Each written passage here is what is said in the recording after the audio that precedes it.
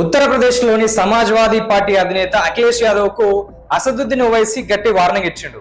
So BJP లాంటి ఒక శక్తిని ఎదుర్కోవడానికి మీ ఒక్కరితోని మా ఒక్కరితోని కాదు, సో ఇప్పటికైనా కానీ కళ్ళు తెరవండి, సో ఇద్దరం కలిసి పనిచేద్దాం, బీజేపీని ఎదుర్కొనే ప్రయత్నం చేద్దామని ఒక పొత్తు గురించి ఈతను ఒక వార్నింగ్ ఇచ్చాడు.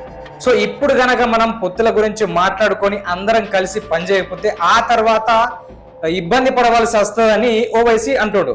సో దీనికి కారణం ఏంటంటే ముఖ్యంగా ఉత్తరప్రదేశ్ లో 80 లోక్సభ స్థానాలు ఉన్నాయి. అంటే కేంద్రంలో ఏ ప్రభుత్వం ఏర్పడాలి ఏందని డిసైడ్ చేసేది చాలా వరకు అయితే యూపీ. 80 లోక్సభ స్థానాలు, 403 అసెంబ్లీ స్థానాలు. ఇప్పుడు గతంలో కూడా 2014లో 80 లోక్సభ స్థానాలు ఉంటే అక్కడ దాదాపు 70కి పైగా, అంటే 73 లోక్సభ స్థానాలు ఎన్డీఏ మిత్రపక్షానికి వచ్చినాయి. సో దీనివల్ల అప్పుడు ప్రభుత్వం ఏర్పడడం అనేది చాలా సులువైపోయింది. కాకపోతే 2019 ఆ టైంకి వచ్చేసరికి ఈ సంఖ్య అయితే ప్రస్తుతం 63 నుంచి ఇంకా తక్కువ స్టేజ్కి వచ్చి ఇప్పుడు 36 లోక్సభ స్థానాలు మాత్రమే ఉన్నాయి. సో అసదుద్దీన్ ఓవైసీ వాదన ఏంటంటే ఇప్పుడు యూపీలో ఏదైతే బీజేపీ వ్యతిరేక ఓట్లు ఉంటాయో సో అవి చీలిపోవడం వల్ల బీజేపీ మళ్ళీ అధికారంలోకి వస్తుంది. సో అలా కాకుండా అందరం కలిసి, అంటే మామూలుగా ఈ సమాజ్వాదీ పార్టీ కాదు, అక్కడ ఉన్నటువంటి కమ్యూనిస్టులు కావచ్చు, లేకపోతే కాంగ్రెస్ కావచ్చు, సమాజ్వాదీ పార్టీ, వీళ్ళందరం కలిసికట్టుగా మనం పోటీ చేసి ఇప్పుడు ఏదైతే 2027 ఫిబ్రవరి నుంచి మార్చి నెలల్లో ఎలక్షన్ జరగబోతున్నాయి. అయితే కొంతమంది చెప్తుంది ఏంటంటే ఈ డిసెంబర్ లోపే ఈ ఎలక్షన్లు రావచ్చు అని చెప్తున్నారు. సో అక్కడ ఉన్నటువంటి యోగిని గద్దె దించగలిగితే ఖచ్చితంగా సెంటర్ లో ఉన్నటువంటి మోదీని కూడా దించే ఆస్కారం ఉంటది. సో ముందు మన టార్గెట్ యోగి అని చెప్పి ఓవైసీ అయితే చెప్పడం జరిగింది. అయితే దీనికి ప్రస్తుతం ఉన్నటువంటి సమాజ్వాదీ వాళ్ళైతే పూర్తి స్థాయిలో స్పందించలేదు. సో ఇప్పటి వరకైతే పొత్తుల గురించి మేము ఆలోచించలేదు, తర్వాత గిట్ట చూద్దాం అన్నట్టు వాళ్ళు మాట్లాడుతున్నారు. కాకపోతే ఓవైసీ వాదన ఏంది అంటే ఒకవేళ పొత్తులు పెట్టుకున్నా కూడా సమాన స్థాయిలో ప్రాతినిధ్యం ఉండాలి, సమాన స్థాయిలో అధికారం కూడా ఉండాలని చెప్పి ముందే చెప్తా ఉన్నాడు.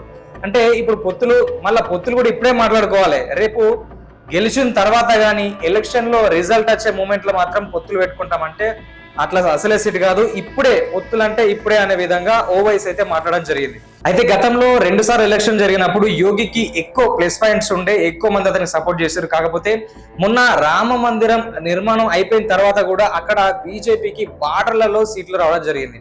అంటే చాలా వరకు బీజేపీ పట్ల అక్కడ ఉన్నటువంటి ప్రజల్లో కొంతవరకు వ్యతిరేకత వచ్చింది.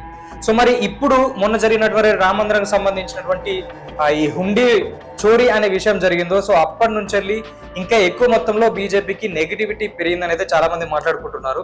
సో ఈ నేపథ్యంలో చాలా తక్కువ టైంలో ఎలక్షన్లు రాబోతున్నాయి. అంటే ఈ ఇయర్ ఎండింగ్ లోనే ఎలక్షన్ రావచ్చు, లేదంటే నెక్స్ట్ ఇయర్ ఫిబ్రవరి నుంచి మార్చి లోపు ఎలక్షన్స్ ఉంటాయి. కాబట్టి సో ఒకవేళ నిజంగా ఓవైసీ, సమాజ్వాదీ పార్టీ లేదంటే ఇంకా మిగతా కమ్యూనిస్ట్ పార్టీలు కలిస్తే బీజేపీని ఎదుర్కొనే ఆస్కారం ఉందా, అక్కడ బీజేపీ గిట్ట ఓడిపోతే ఏంది పరిస్థితి అనేది చాలా మంది అయితే చర్చించుకుంటున్నారు.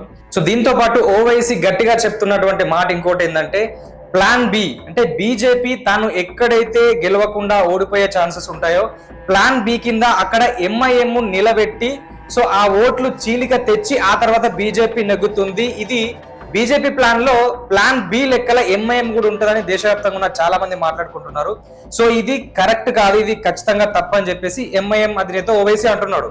సో దానికోసమన్నా అలాంటి అపవాదు పోవడానికన్నా మీరు అందరం కలిసి పనిచేద్దాం, బీజేపీని ఓడిద్దాం అని చెప్పి ఓవైసీ చెప్తున్నాడు.